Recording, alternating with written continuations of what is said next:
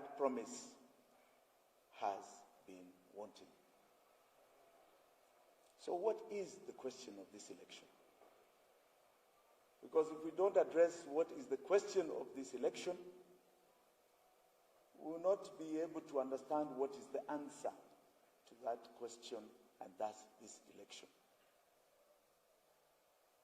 It is not about tribal formations.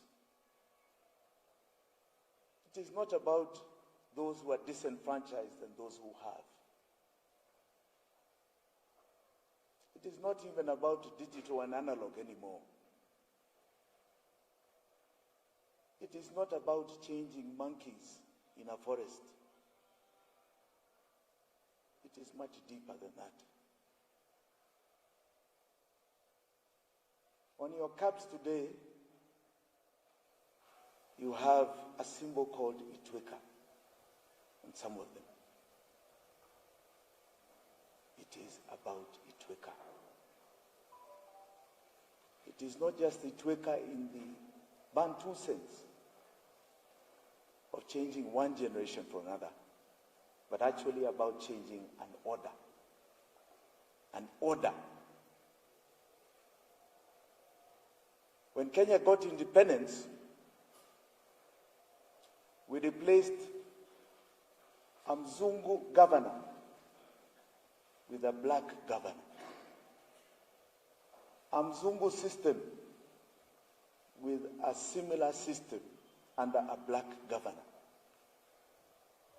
A system that exploited the majority, 99%. And if you made noise, you had a police and administrative system that put you in your correct place. The Mzungu took away our hard-earned sweat to benefit his nation. Our black colonialist has done the same. Our black governor has done the same. That is what we need to uproot. We are uprooting a system that has created black governors, an elite system of leadership, where today we are being told it's either this way or that way, not our way. We are told it is our way or the highway, not our way as 99% of Kenyans. We believed that multipartyism was going to uproot the black governor. It didn't. We believed the new constitution was going to uproot the black governor. It didn't. It entrenched him. And today, the black governor takes debts on your behalf, and you have no say. He has mortgaged your children and your children's children for generations to come, and you have had no say. The black governor has made sure that this constitution and the rule of law are a by the way, not the only way. A by the way, not the only way. That the rule of law is subjective in its application. Some of it we'll accept, some of it we will not accept. That is the black governor. The black governor decides when the police will raid you, when they shall kill you. There's no difference to the white governor that was there. And today, our dignity, our pride, our future is not what we envisaged. Our children that we sweat so hard to go to school, do everything we can to make sure they have an education, because we were told that education is a promised life, is a guarantee to a better life that we have lived, is returned to us with 82% failure rates. And we pride ourselves with the same policemen guarding exam papers, telling us all that we are a nation of failures. We are being disenfranchised every single day. And that is no different to what the white governor used to do. This black governor is going to tell you today that the solution is even gender. The problem is gender.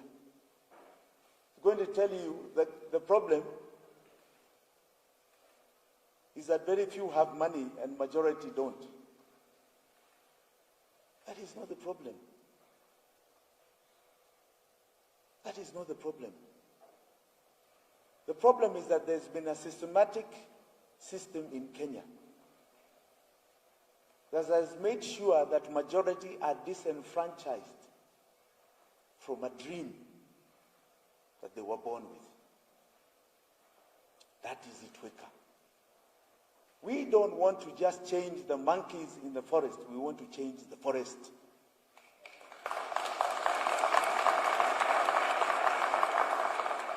We want to show them who think they can panga us, who can manipulate the entire system, including the media, to market themselves as the only alternative that we Kenyans, 99% of us, are the true alternatives of this nation.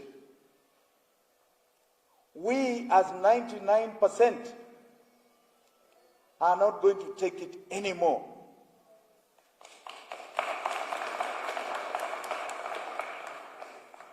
That we, as 99%, are going to stand up to them and show them that everything is possible. Everything.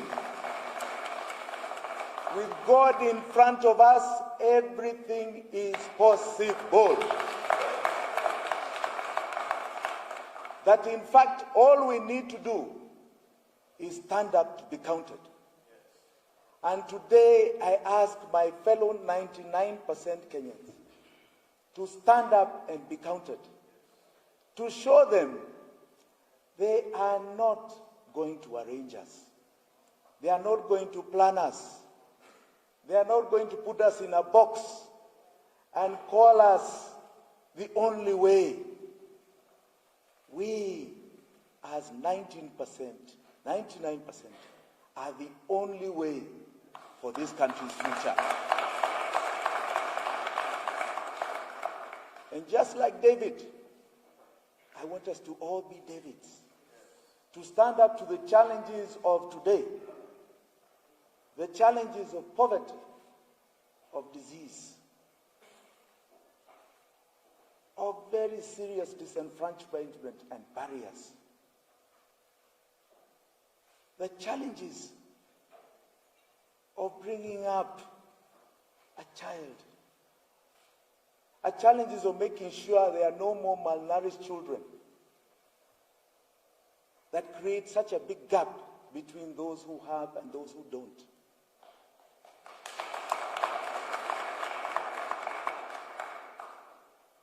The challenges of the question of this election. Because if we all rise up at David's, we are telling them, we've had enough.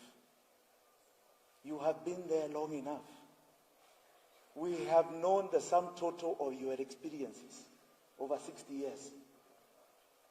Our competitors have been there over 30 years. An audit will tell you, and I ask this room, who believes that the sum total of these competitors 30 years plus in power has made our lives better? Please put up your hands. Please put up your hands.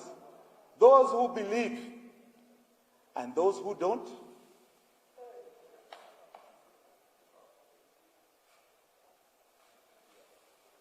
That is the question of this election. So don't tell us we need experience. Your experience, we have seen the results of your experience. We are living it. We are living it, are we not? We are living the results of your experience. Zero, if not negative zero.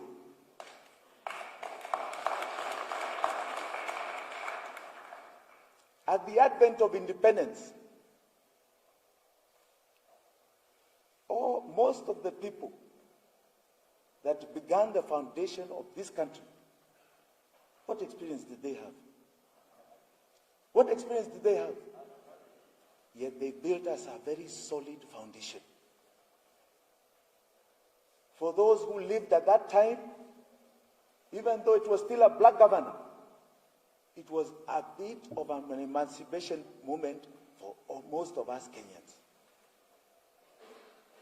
So don't tell us experience. We are resetting Kenya, and that's what we need to do.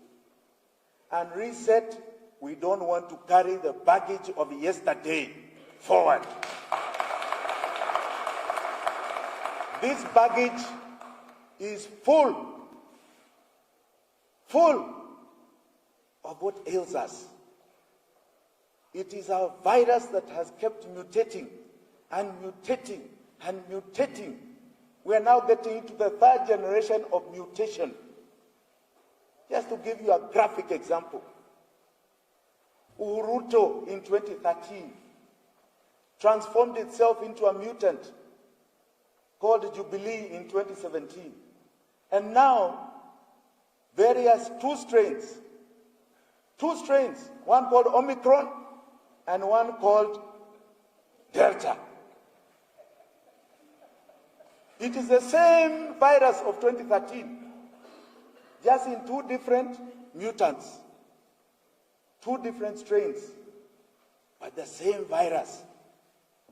And you tell us there is change. The people of Kenya are going to show you that they are the dawa, they are the vaccination. That is what this election is about. It's not about positions. It's not about cattle trading. You are seeing people who have been even on opposites in terms of the position on a constitution amendment called BBI, coming together for the convenience of trading positions. This cannot be the Kenya of 99% of us. It cannot be. So when you ask yourself what is the question of this election, ask yourself what is going to change. What is going to change in our lives, and who has the capacity of making that change happen? I think I've articulated our competitors.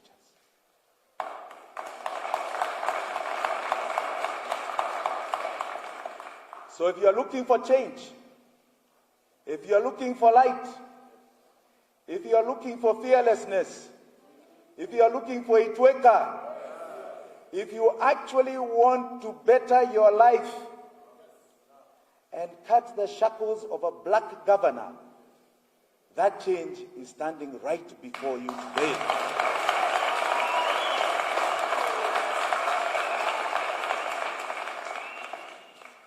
That is what this election is about.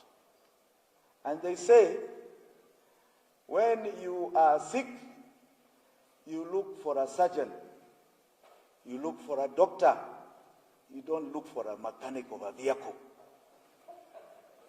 Correct? You don't look for a mechanic of a vehicle. Right here before you ni daktari wa dawa ambao inamuuma.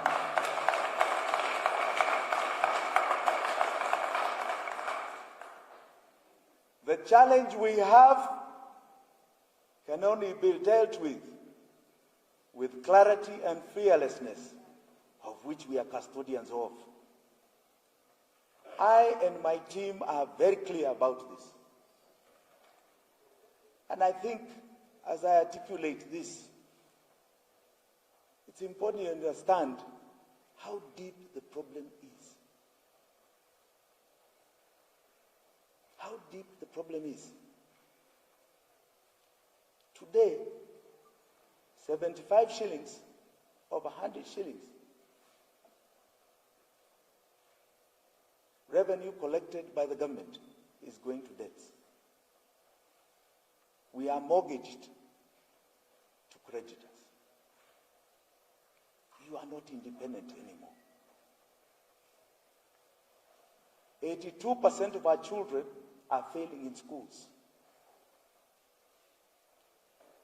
We are looking at some stats, but it's looking like almost 11 million young kids are unemployed.